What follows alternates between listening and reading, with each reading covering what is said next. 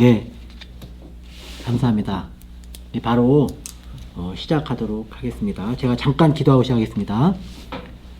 하나님 아버지, 우리가 천국 백성으로 부름받은 예수 그리스도를 따르는 전도 제자로 쓰여지게 하시니 감사합니다. 우리가 또 다른 전도 제자를 세워서 하나님 나라를 세워가는 하늘의 영광과 기쁨이 넘치는 귀한 우리 신앙 여정이 되게 하옵소서. 오늘도 전도 강의를 들으며 어떻게 복음을 제시할지 우리가 이 시간에 나눌 때 강의 듣는 모든 분들도 전도 대상자를 만날 때 복음을 제시하고 예수 그리스도 천국 가는 길을 확실하게 가르치고 예수님의 제자로 세우는 귀한 영광에 참여하게 하옵소서. 예수님의 이름으로 기도하옵나이다. 아멘. 오늘도 이제 메시지를 하나 이제 보면서 시작하겠습니다. 살아있을 때 믿어야 해요.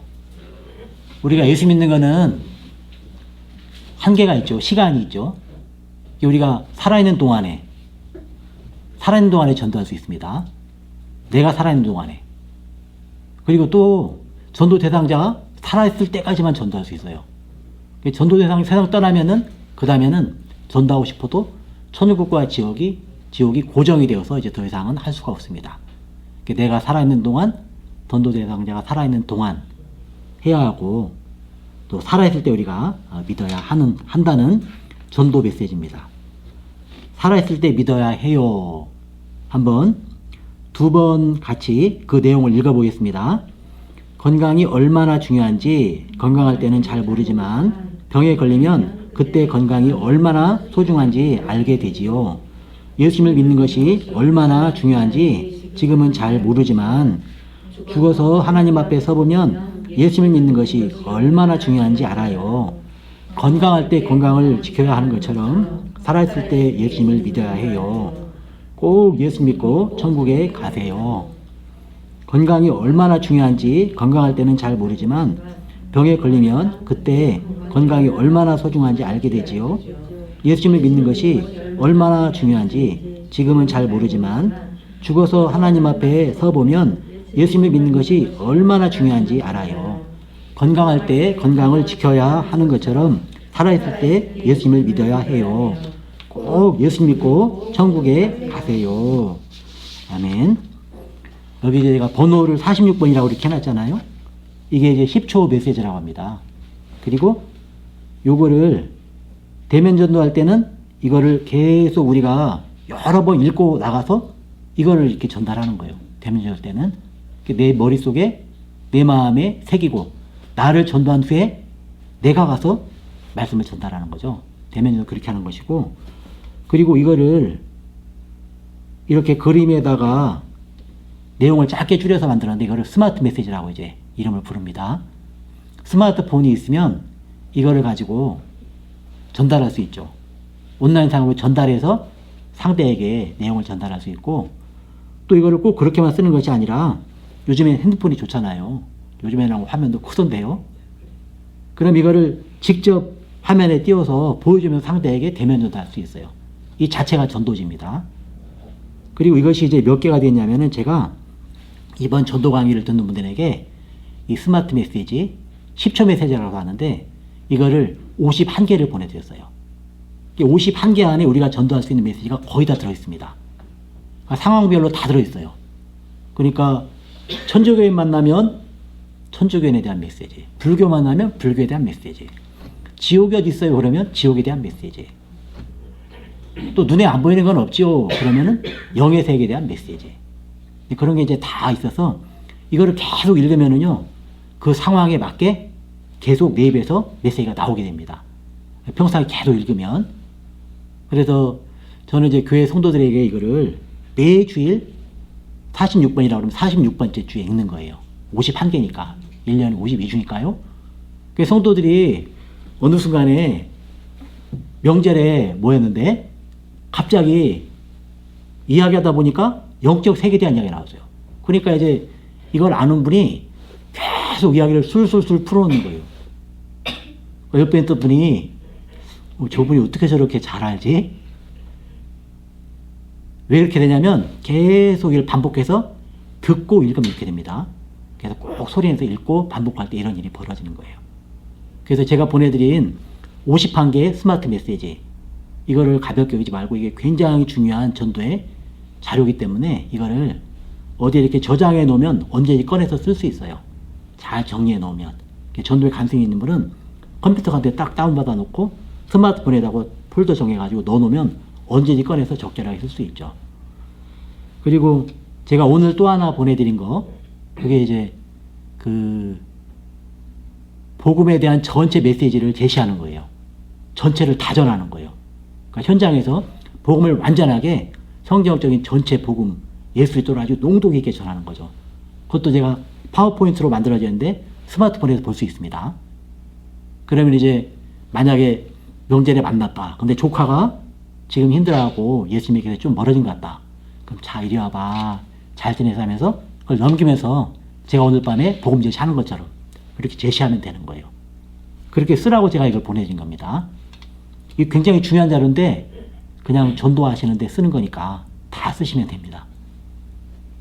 그리고 다시 한번 돌아볼게. 이 전도 강의에서 제가 가장 목표로 삼았던 것이 우리가 전도 제자가 되는 겁니다. 그리고 또 하나가 우리가 전도 제자가 되어서 다른 사람을 전도하잖아요. 그러면 우리가 전도한 전도 대상자를 우리는 누구로 세우냐면은 그냥 교회만 나오면 돼요. 천국만 가면 돼요. 그런 사람을 세우는 게 아니라 그 사람을 또 다른 전도 제자를 세우는 거예요. 그게 우리의 목표입니다. 그래서 우리 한번 따라해 보겠습니다. 전도 제자가 됩시다. 전도 제자가 됩시다. 전도 제자를 만듭시다. 전도 제자를 만듭시다. 아멘. 전도 제자는 누가 만드느냐? 전도 제자가 만드는 거예요. 내가 전도 제자가 안 되면은요, 전도 제자를 만들 수가 없어요. Make disciples. 제자를 삼으라. 이게 대위임령이잖아요. 첫째, 가면서 going. 둘째, baptizing. 세례 주면서. 셋째, 가르치면서. teaching 하면서. 제일 중요한 거는 제자를 만들어라. Make disciples. 그것이 우리가 전도 제자가 돼야지 다른 사람을 전도자로 만들 수 있어요. 평생에 우리 직분이 많지만 성도님들, 저도 성도니까 한 사람을 제자로 세우는 일에 한번 신앙생활의 목표를 걸어보십시오.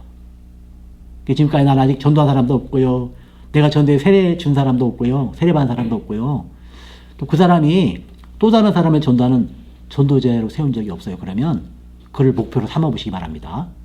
그럼 신앙생활에 큰 목표 지향점이 생겨요.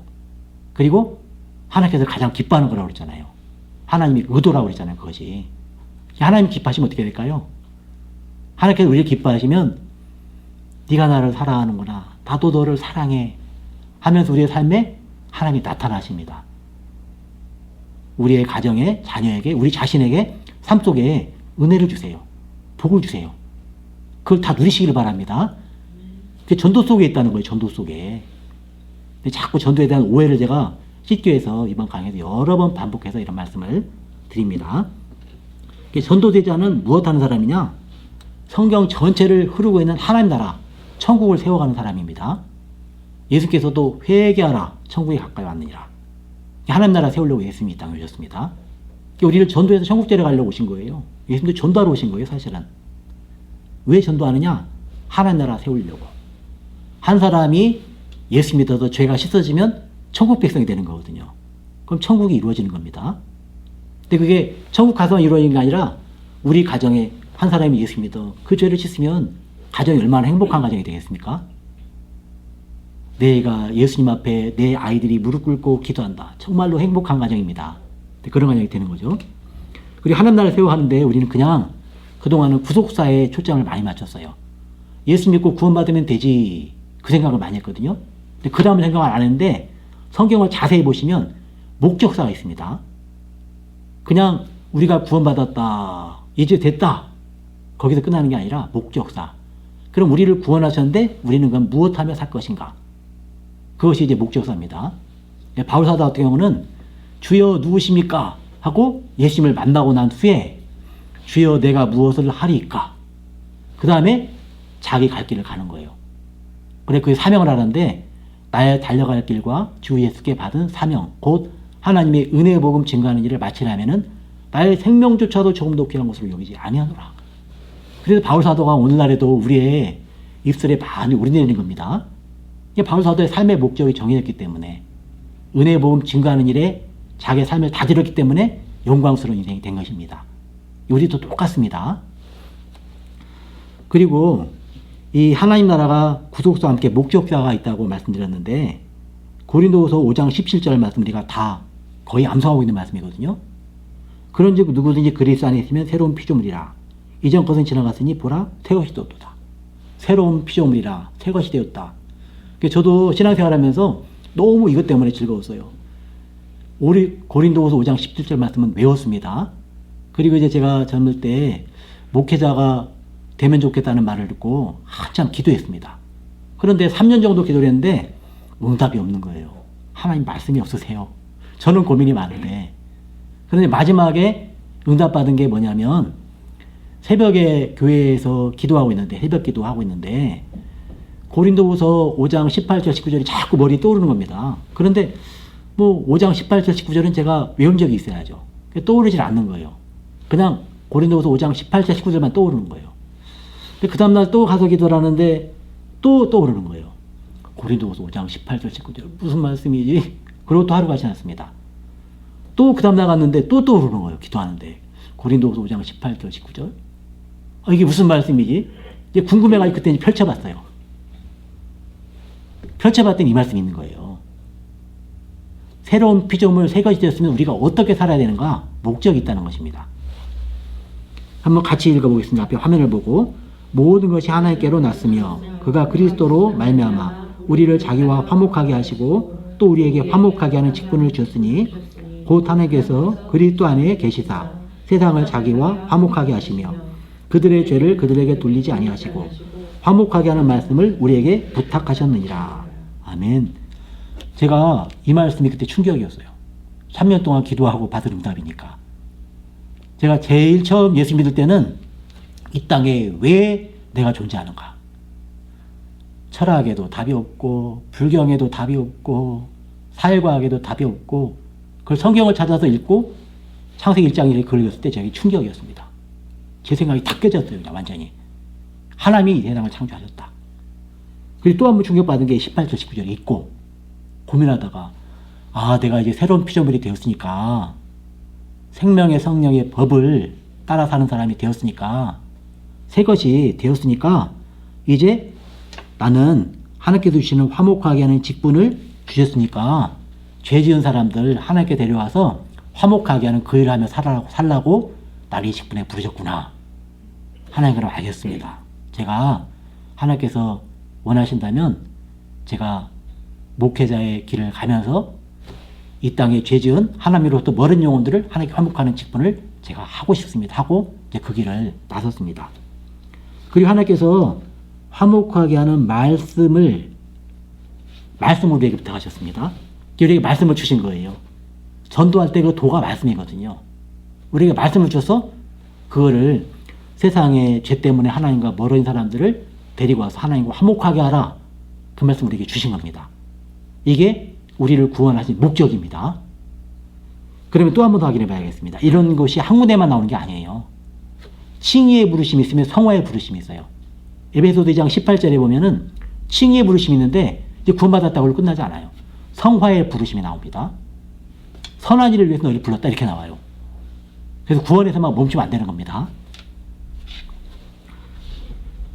전도 제자는 하나님 나라를 세워갈 때 구원받은 것만 가지고 머무는 것이 아니라 구원받은 목적을 가지고 살아간다는 것을 베드로 전서 2장 9절에도 우리가 확인할 수 있는 구절입니다. 같이 앞에 화면을 보고 같이 읽어보겠습니다. 그러나 너희는 택하신 족속이요 왕같은 제사장들이요 거룩한 나라요 그의 소유가 된 백성이니 이는 너희를 어두운 데서 불러내어 그의 기이한 빛에 들어가게 하시니에 아름다운 덕을 선포하게 하려 하심이라.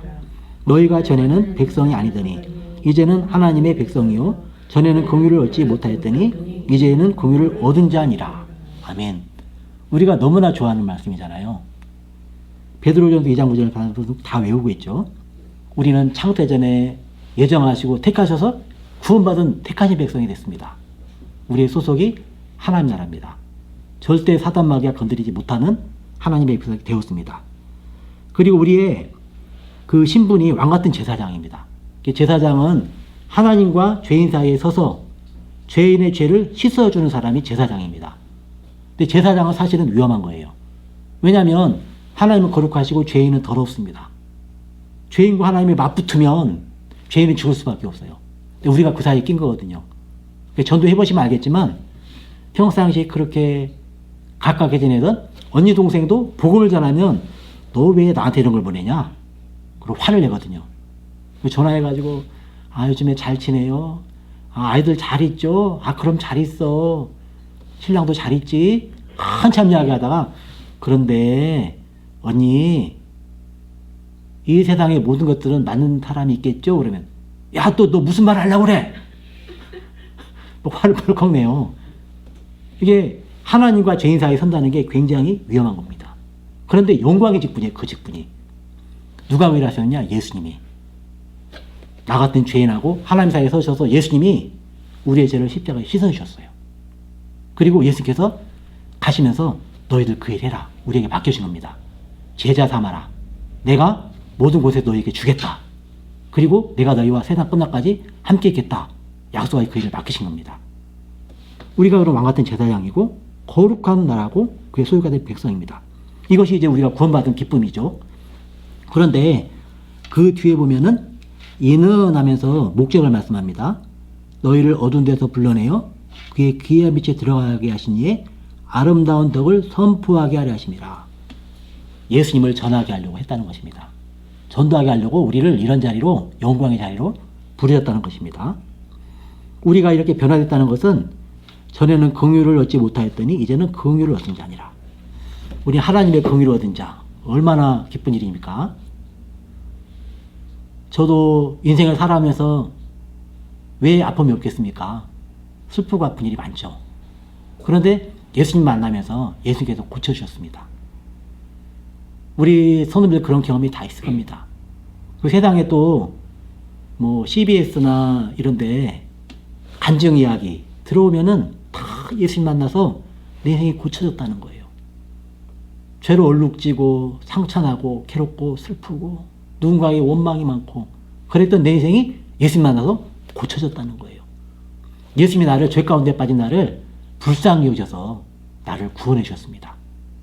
그러니까 너희도 그렇게 고쳐졌으니까 너희가 그 빛을 본 사람이니까 그 빛의 사람이니까 이제는 그 아름다운 덕을 선포하면서 사는 사람이 되면 좋겠다. 이렇게 우리를 구원하시고 그 목적으로 부르신 겁니다. 우리 이 일하다가 하나님 나라를 가는 겁니다. 우리가 하나님 나라를 만들고 세우다가 가는 거죠. 그리고 하나님 나라는 천국 가서만 이루어지는 게 아니에요. 이 땅에서도 하나님 나라가 이루어지는 거죠. 그래서 가끔은 이 땅에서는 그냥 이렇게 살다가 딱 죽은 후에 천국의 영광에 들어가겠다. 그렇게 생각하는 건 착각입니다. 오해입니다. 이 땅에서 천국의 영광과 기쁨을 누리며 살아가야 돼요. 예수님의 이름과 그 사랑의 능력으로 내가 고쳐지고 내 옆에 사람들이 고쳐져야 됩니다. 내가 고쳐지면 다른 사람이 고쳐져요. 나를 그렇게 힘들게 했던 아버지, 엄마에 대한 생각들도 많잖아요. 그것도 내가 고쳐지면 아버지가 고쳐집니다. 내가 긍휼을 경험하고 내가 긍휼을 입으면 예수님의 사랑을 경험하면 아버지에게 그것이 전달돼요. 결국은 전도가 되는 거죠. 그래서 다 가족이 사랑 안에서 하나가 되는 거예요. 그래서 천국의 가정이 되는 거예요. 이 땅에서는 막 가정이 엉망진창인데 나는 천국 간다 그러면 옆에 사람들이 저 사람은 왜 저래 그러거든요. 이 땅에서도 아름다운 하나님 나라를 가정에서도 이루어가고 이 땅에서도 천국을 누리다가 우리는 이제 언젠가 하나님 나라를 세워가다 천국 가는 겁니다. 근데 이렇게 분명히 성경이 이렇게 되어 있어요. 그리고 우리가 모세오경을 통해서도 봤고 또 복음서를 통해서도 하나님 나라가 그 중요한 성경 전체의 흐름이고 하나님의 의도라는 걸 우리가 알았죠. 예수님의 의도예요. 하나님 나라를 세우기 위해서 이 땅에 오신 거예요. 회개하라 천국이 가까이 왔느니라 하면서 너희들 죄가 있으면 죄를 씻어야 된다. 깨끗해야지 천국 간다. 천국을 말씀하신 겁니다. 하나님 나라. 그러면 이제 그리고 그 일을 우리에게 맡겨주죠, 예수님께서. 근데 요한계시록은 또 무슨 이야기 하느냐? 요한계시록도 역시 하나님 나라 이야기를 합니다. 요한계시록도 세상 나라를 그리스도의 나라로 회복해가는 이야기. 세상 나라가 주의 나라가 되는 이야기. 세상 나라가 예수님의 나라, 예수 그리스도의 나라가 되는 이야기가 바로 요한계시록입니다. 그러니까 너희는 두려워하지 마라. 그 이야기가 요한계시록이거든요. 그리고 이 요한계시록도 키아진 구조로 되어 있는데 제가 이 성경을 볼 때 이런 부분을 제가 주의 있게 안 봤어요. 키아진 구조라는 게 있다는 것만 들었는데 근데 히브리 문학 구조는 키아진 구조로 되어 있습니다. 근데 히브리인들이 성경을 거의 다 히브리인들이 썼죠. 그런데 히브리인들의 그 문학 구조는 아예 키아진 양식으로 되어 있어요. 그래서 대칭, 병행, 순환 구조라고 하거든요. 그러니까 여기도 보면은 A가 있고 A 다시가 있고 B가 있고 B 다시가 있고 C가 있고 C 다시가 있고 가운데 D가 있죠. 그러니까 대칭이 되죠. 그리고 순환에서 다시 가장 중심으로 들어갔다가 다시 나오는 구조로 되어 있죠. 대칭 순환 구조라고 해요. 그래서 히브리인들이 모세오경을 다 외운단 말 들어봤죠. 그래서 뭐 이렇게 모세오경을 외우지 그러는데 이런 구조로 되어 있는 거예요. 그래서 문장 구조가 이렇게 되어 있기 때문에 그거를 머릿속에 쉽게 외우는 거예요. 쓴 사람도 그렇게 쓰고 읽는 사람도 그렇게 읽는 겁니다. 좀 더 살펴보면은 요한계시록의 핵심 내용이 무엇인가 살펴보면은 처음에 복된 자가 나옵니다.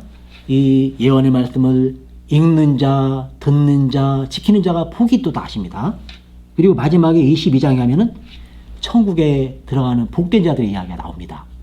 실현된 복된 자 이야기가 나오죠. 그리고 앞부분에 예수님의 영광이 하나 나오고 뒤쪽에 성도의 영광의 이야기가 나옵니다. 그리고 C 부분에 축복과 심판 이야기가 나오고 뒷부분에 축복과 심판 이야기가 나옵니다. 그리고 D 가장 가운데 부분에 4장에서 19장 부분에 세상 나라를 그리스도 나라로 회복해가는 과정이 나와요. 이게 이제 요한계시록 깊이 들어갈 때 가장 중요한 내용입니다. 그럼 4장부터 19장까지를 확대해서 보면은 환난과 구원이 나오고 뒤쪽에 심판과 구원이 나옵니다. 그리고 나팔장이 나오고 대접장이 나옵니다. 이렇게 대칭 구조로 되어 있죠. 그리고 교회의 사명이 있고 교회의 승리가 주어집니다. 근데 그 가장 중심에 뭐가 있냐면 세상 나라가 주의 나라, 우리 예수 그리스도의 나라, 예수님이 왕으로 통치하시는 나라가 된다는 가장 핵심이 있습니다. 성경 전체가 하나님의 나라 가장 핵심이 있어요. 그리고 예수님이 오신 목적도 이 하나님의 나라를 예수님께서 이루시고 그리고 우리한테 맡기셨습니다. 우리가 하나님 나라를 이루라고 우리에게 주신 거예요. 그래서 이 하나님 나라 가장 핵심에 있고 바로 내가 그 일을 하는 사람으로 내가 살도록 하나님께서 의도하셨다. 이걸 이제 알게 되면은 그 다음에는 뭐 전도하라, 한 영혼에게 관심을 가져라, 하나님 나라의 동역자가 되라 이런 말 안 해도 성경 말씀 깊이 묵상하면서 오늘 하나님께서 기뻐하시는 일을 해야지. 그리고 한 영혼에 관심을 가지고 한 영혼에게 다가갑니다. 그런 성도가 아름다운 성도예요. 교회에서도 한 영혼에 관심을 가진 성도가 정말 좋은 성도입니다. 한 아이가 오면 왠지 시무를 가만히 있으면 옆에 다가와서 아무개야 잘 지냈어? 요즘에 무슨 고민이 있어? 다가와서 이야기를 나누는 거예요. 그리고 복음을 전해주고 예수님을 전해주고 그리고 힘든 일이 있으면 선생님도 옛날에 참 힘들었어. 아 그런데 어떻게 선생님이 요즘에 이렇게 맨날 웃고 지내세요? 내가 예수님을 만났잖아. 예수님 만나니까 너무 좋아 하고 한 영혼을 섬기는 거예요. 하나님 나라가 이루어지는 거죠. 한 사람 안에 이루어지는 겁니다. 그래서 막 다수를 많이 하는 게 아니라 사실은 한 영혼에 다하는 그런 사람이 많으면 그 교회는 따뜻한 교회가 돼요. 그 세가족 교화도 야, 이 교회는 이상하네. 또 오고 싶어. 왠지 사랑이 느껴져. 내 마음이 위로를 받아. 그런 교회가 되는 겁니다. 하나님의 의도를 아는 사람들이 모여있으면 그렇게 되는 거예요. 한 영혼을 아는 사람들이. 전도제자가 많은 교회가 그런 교회가 되는 겁니다. 우리가 이런 하나님의 말씀의 의도가 이렇게 됐다는 걸 이제 알고 제가 이제 복음을 제시하려고 하는데 이거를 제가 오늘 단톡방에 올려드렸죠. 굉장히 중요한 자료입니다. 이걸 가지고 복음을 제시할 수 있어요. 짧으면은 뭐 2, 3분 만에 전할 수 있고 또 시간이 되면은 한 2, 30분 동안 이렇게 전할 수도 있어요. 충분히 전할 수 있습니다. 교회 오기 전에 이미 이렇게 복음 제시를 다 해놓잖아요. 그럼 교회 올 때는 완전히 교회 학교로 친다면 원전된 아이보다 새로 이런 복음을 다 듣고 교회 나가서 앉아있는데 훨씬 더 천국에 대해서 많이 알아요. 예수님에 대해서 더 기쁨으로 반응을 합니다. 왜냐하면 복음을 들어서 알고 있으니까. 그래서 교회에 아이들이 와 있다, 성도가 와 있다, 거기에 만족하면 안 되고 그분 안에 예수님이 계시는가 안 계시는가, 천국의 기쁨을 누리고 있는가 있지 않은가, 그분을 늘 살피면서 계속 이 복음을 전할 필요가 있죠. 전도의 폭을 넓힐 필요가 있습니다. 저는 첫 시간에 이렇게 설명을 드렸을 때 전도는 안 믿는 사람에게 복음을 전하는 것도 전도입니다. 그리고 교회 와가지고 내가 가르치는 아이들에게 다시 복음 전하는 것도 전도예요. 저는 그걸 또 확대해가지고 제가 교회에서 설교하잖아요. 그럼 전 또 그걸 전도라고 생각을 해요. 그리고 또 전도 훈련하잖아요. 그러면 그것도 전도입니다. 전도 제자를 세워가는 거예요. 지금도 저는 우리 훈련받는 분들을 전도 제자로 세워가고 있잖아요. 저도 지금 전도하고 있는 거예요. 예수님을 전하고 있는 겁니다. 그래서 하나님 나라를 세워가는 거죠. 구원받은 감격을 가지고 하나님 나라 그 목적을 위하여 그렇게 지금 우리가 하면서 복음을 전하는 거죠. 복음 제시하는 이거를 잘 핸드폰에 넣어놔가지고 이거를 다 PPT로 되어 있는데 핸드폰에도 폴라리스 뷰어 같은 PPT를 볼 수 있는 어플이 있거든요. 그걸 깔면은 볼 수 있어요. 그럼 핸드폰 들고 아이 앞에서 다 보면서 같이 얘기를 나눌 수 있어요. 10초 메시지도 마찬가지고요. 그렇게 현장에서 이용하시면 됩니다. 집에서 해도 되고 명절 신청 만나면 조카한테 해도 되고요. 현장에 가서 해도 되고 그렇게 쓰시면 됩니다. 제가 이제 복음 제시를 한 15분이나 20분 정도 안에 전체 복음의 내용을 한번 전하도록 하겠습니다. 인생에서 만남은 참으로 중요합니다. 어느 나라에 태어나느냐에 따라서 그의 조국이 결정됩니다. 우리나라 한때 젊은이들이 헬 조선하면서 우리나라를 싫어했어요. 그런데 그렇지 않습니다. 우리나라는 너무 좋은 나라예요. 외국인들이 나와가지고 한국 너무 좋아, 밤에 늦게까지 돌아다녀도 괜찮아요, 그래요. 이런 나라가 없습니다. 한국 너무 좋아요. 고속도로 휴게소 가면 화장실이 너무 깨끗해요. 더 좋은 거는 돈 안 내도 돼요. 그런 거예요. 나 한국에 오래 살고 싶어요, 그래요. 우리나라 음식도 참 좋습니다. 외국에 나가서 먹는 음식에 비해서 우리나라 음식 절대 떨어지지 않아요. 우리나라 참 좋은 나라입니다. 근데 이거는 내가 정하는 게 아니죠. 태어나 보니까 대한민국에 있는 거죠. 또 어떤 부모를 만나는가에 따라서 이렇게 가문이 결정됩니다. 내가 부모를 선택해 태어난 건 아니고 태어나 보니까 엄마 아버지가 정해져 있습니다. 그 이제 엄마 아버지를 따라서 가문 안에서 살게 되는 것입니다. 그런데 배우자를 만나는 만남은 다릅니다. 어떤 배우자를 만나느냐에 따라서 그의 가정이 결정됩니다. 배우자는 누구를 만나는 게 달라져요. 그래서 저는 젊은이들에게 많이 말합니다. 초등학생한테도 말해요. 너 시집 갈 거지? 안 가요. 그러면 이리 와. 너 얘기 좀 해야 되겠다. 그리고 막 한참 동안 얘기해서 하나님께서 우리를 만드셔서 가정을 이루게 하시고 하나님께서 복을 주시고 행복하게 살다가 오라고 하셨어. 시집 갈 거야 안 갈 거야? 네, 갈게요. 계속 이야기합니다. 청년들한테도 얘기해요. 좋은 사람 만나야지. 지금까지 30년 살았다면은 앞으로 2배는 더 살아. 100세 시대인데 30 곱하기 2하고도 10년이 남아.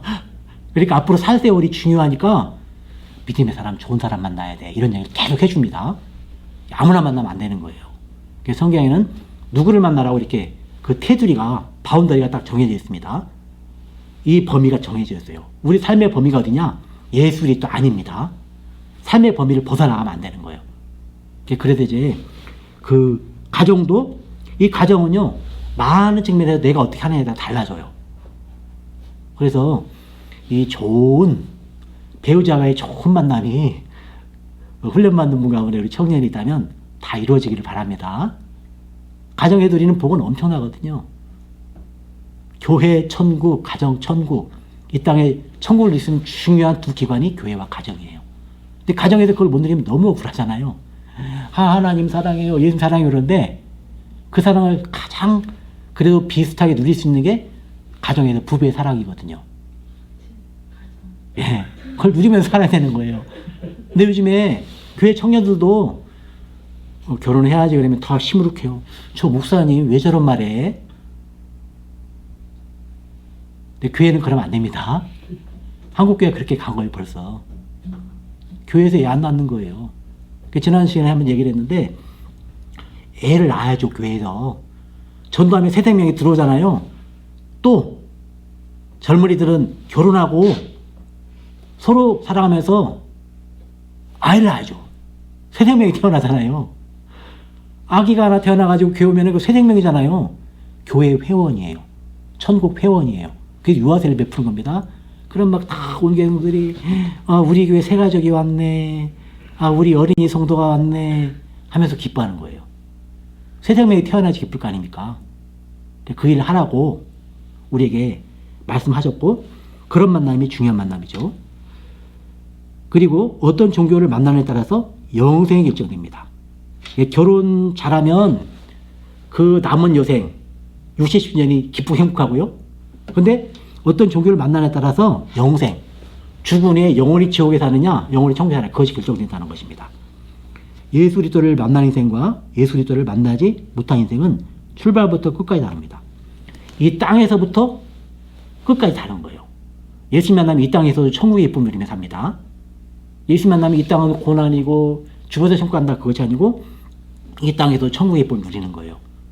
내 모든 죄, 아픔과 상처가 고쳐지고 회복되고 이 땅에서 천국의 기쁨을 누리며 삽니다. 이 땅에서부터. 그리고 천국 가면 비교할 수 없이 더 좋고요. 이 땅에서도 이렇게 행복하고 기쁠 때가 많은데 천국 가면 얼마나 좋겠습니까? 이 땅에서 어떤 종교를 선택하느냐에 따라서 그 영생의 시간이 결정된다는 거죠. 저는 지금 자꾸 여러분들에게 말하니까 여러분들도 전달하라고 그런 것 같아요. 근데 이걸 이제 안민 사람 할 텐데는 안민 사람에게 알아듣도록 하면 되는 겁니다. 인생에 대해 함께 생각해 볼까요? 천국과 지옥이 있다고 성경은 말씀하는데, 이 땅의 사람들은 어떤 사람은 천국과 지옥도, 천국도 지옥도 없다 생각하며 사는 사람이 있고, 어떤 사람은 있다고 생각하며 사는 사람이 있습니다.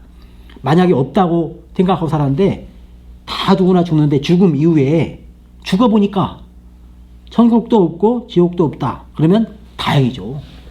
뭐 나쁜 짓 많이 있어도 지옥 가는 거 없으니까요. 이 땅에서 나쁜 짓 많이 하면 어디 가죠? 높은 담에 있는 감옥 가잖아요. 영원히 죄지으면 지옥 가야 됩니다. 근데 지옥 없다 그러니까 와 좋아, 그렇게 할 수 있죠. 그런데 있다면 어떻게 되죠? 천국도 있고 지옥도 있다 그러면 완전히 망하는 거죠. 죄짐에 살았으니까 지옥 가니까요. 그래서 완전히 망한 인생이 되는 겁니다. 그런데 반대로 천국이 있고 지옥도 있다 이렇게 생각하고 살았는데 정말로 죽어보니까 천국과 죽음, 지옥이 없다면 그래도 후회는 없죠. 내가 이 땅에 사는 사람들 기쁘게 즐겁게 다른 사람들 얼굴에 웃음이 피게 살았으니까 감사하고 행복하다, 그럴 수 있잖아요. 그런데 만약에 죽어보니까 천국이 정말로 있다, 그럼 완전 대박이죠. 와, 정말 천국이 좋아요. 내가 생각했던 것보다 어떤 언어와 말로 표현할 수 없는 그 천국, 그 천국을 가는 것이 이 땅에서 천국과 지옥이 있다에 걸고 인생을 살아가는 사람에게 다가온다는 것입니다. 그러니까 안 믿는 분들, 선생님도 꼭 천국과 지옥이 있는 것을 믿고, 그리고 이 땅에 살다가 천국에서 완전히 행복한 사람이 되시길 바랍니다. 이렇게 이제 하는 거죠. 완전 대박 인생을 사시려면 어디에 베팅을 해야 할까요? 천국과 지옥은 정말로 있을까요?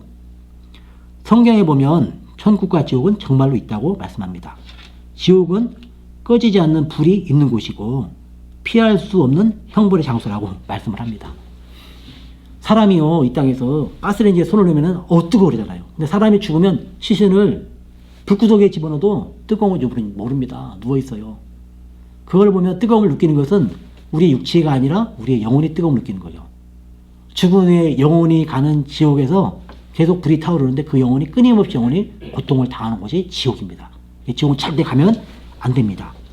원래 지옥은 마귀를 가두기 위해 예비된 영영한 불이고 불과 유황불에서 영원히 괴로움을 받는 곳입니다.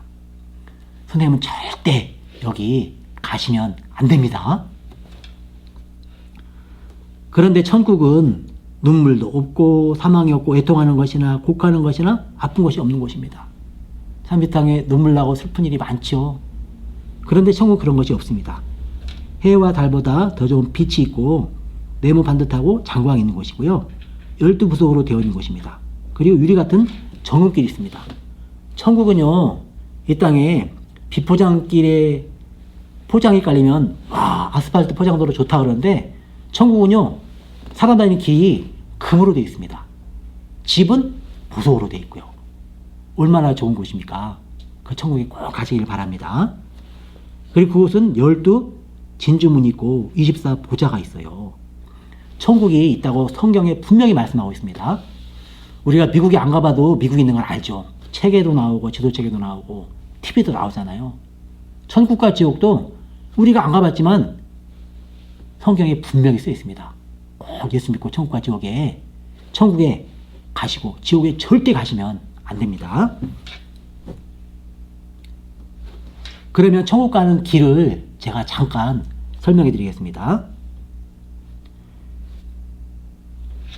이 세계는 영적인 세계, 눈에 보이지 않는 영적인 세계와 눈에 보이는 물질 세계가 있습니다.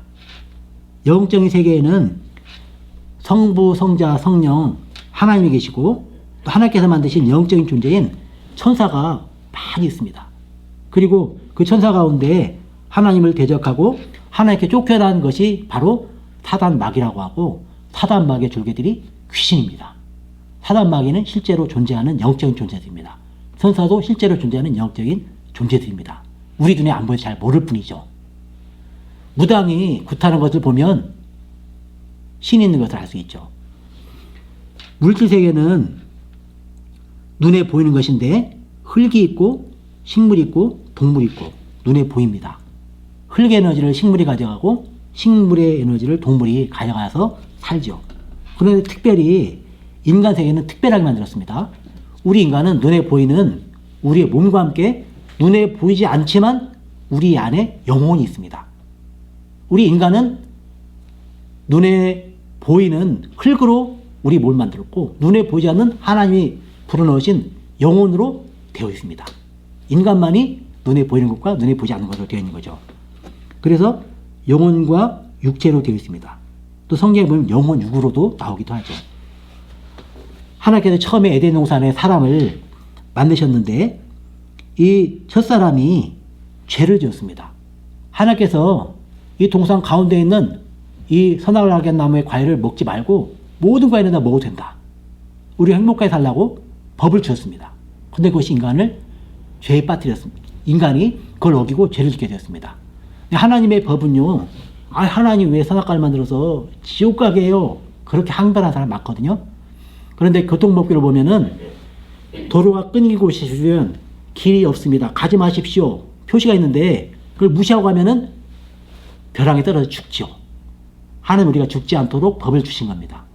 그런데 그것을 어기고 죄를 짓고 그 벌로 이 땅에 죽음이 왔습니다. 이 땅에 죽음이 온 것은 죄 때문에 죽음이 왔는데, 죽음에는 영적인 죽음, 하나님과 분리되는 영적인 죽음, 또 육체와 영혼이 분리되는 물리적 죽음, 그리고 영혼이 천국에 사느냐 지옥에 사느냐 심판적 죽음이 있습니다. 죽음은 왜 왔느냐? 죄 때문에 왔습니다. 죄의 결과가 죽음입니다. 아이들한테 물으면 사람이 왜 죽지? 늙어서 죽지요, 병들어서 죽지요, 사고 나서 죽지요. 그래, 맞아요. 그런데 그 모든 것은 죄 때문에 죽는 거예요. 죽지 않으려면 죽지 않는 방법이 있어요. 그게 뭐죠? 그러면 죄가 없으면 되겠네요. 그렇게 이제 말을 하죠. 죄가 없으면 죽음도 없는 겁니다. 이 땅 인생들은 이 죽음으로 끝나는 인생을 해결하기 위해서 선행도 해보고 철학도 해보고 도덕도 해보고 종교도 찾아봅니다. 그런데 여기에 답이 없어요. 철학자들이요, 답이 있을 것 같은데 철학의 질문만 잔뜩 해요. 어떤 사람이 밤늦게까지 공원에 앉아 있습니다. 경찰이 와가지고 당신 뭐 하는 사람이요? 내가 누군지 몰라서 여기 이렇게 앉아 있지 않습니까? 그 사람이 철학자 쇼펜하우입니다.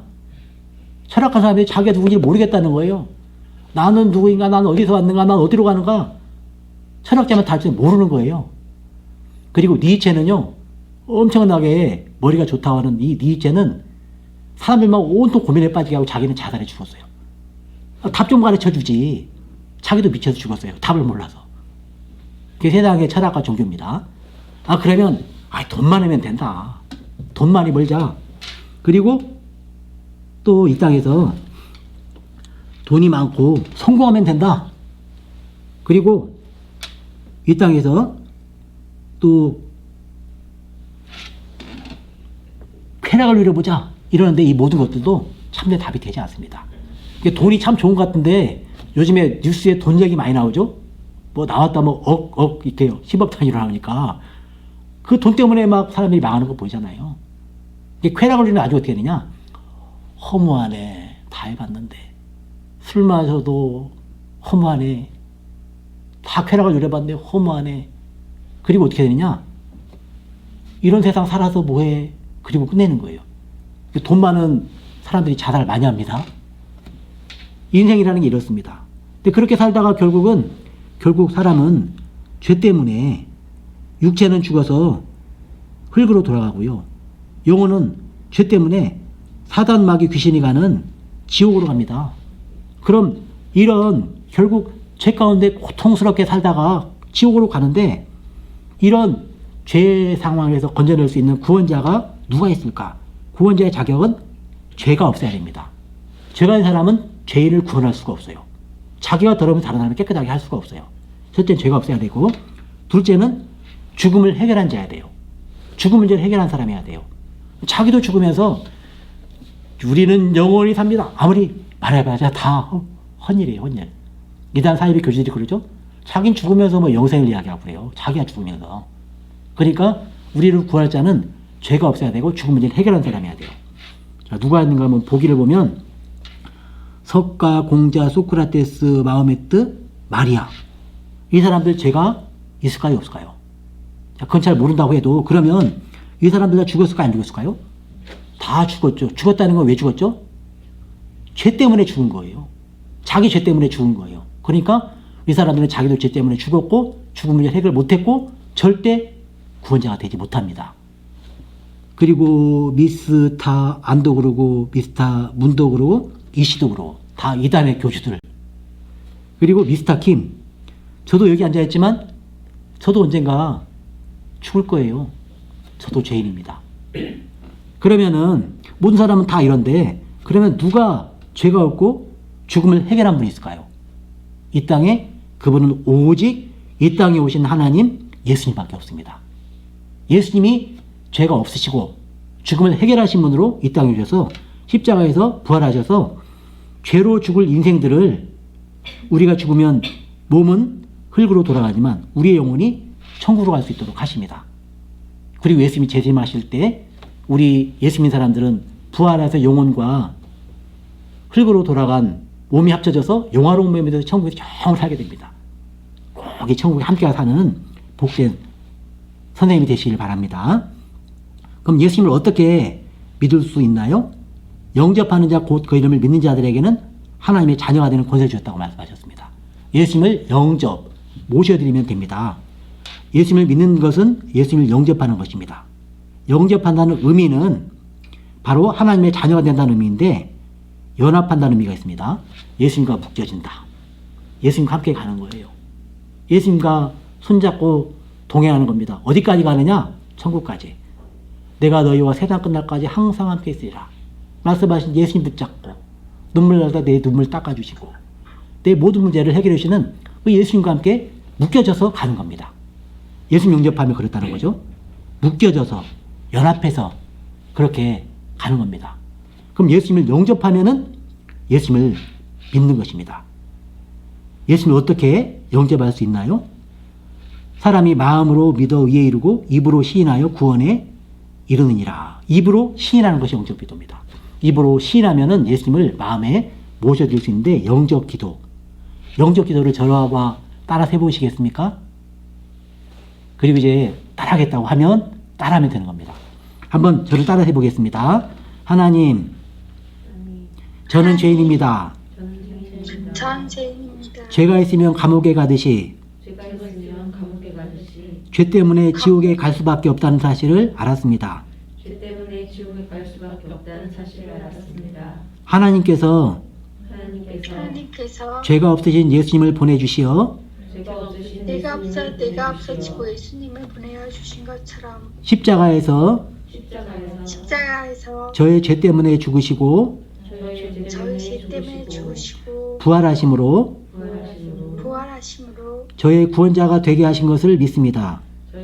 저희 구원자가 되게 하심을 믿습니다. 이제 예수님을 이제 예수님을 제 마음속에 제 마음속에 주인으로 모셔드립니다. 주인으로 모셔드립니다. 저를 구원해 주신 저를 구원해 주신 예수님의 이름으로 기도드립니다. 예수님의 이름으로 기도드립니다. 아멘. 이제 예수님은 당신 안에 계십니다. 당신은 하나님의 자녀가 되었습니다. 이제 평생 예수님과 동행하면서 천국의 기쁨을 누리고, 또 우리 스님만 천국 가면 안 되잖아요. 함께 천국 가고 싶은 사람들 다 이렇게 인도해서 함께 천국 가는 우리 스님이 되시기를 바랍니다. 이렇게 이제 복음 제시를 하고 마치면 됩니다. 그래서 우리 전도하고 나서 계속 또 다른 사람들이 전도하는 자리까지 갈 수 있도록 전도를 했잖아요. 그럼 교회 데려와서 세례받게 하고 또 이제 양육받도록 해야 됩니다. 이담 시간에 양육이죠. 교회 안에서 전도자 계속 세워갈 수 있도록 하는 일에 쓰임받는 우리 복된 성도들이 다 되시기를 바랍니다. 예, 감사합니다. 전도 강의는 이것으로 마치겠습니다. 네, 수고하셨습니다. 수고하셨습니다. 감사합니다. 네, 감사합니다.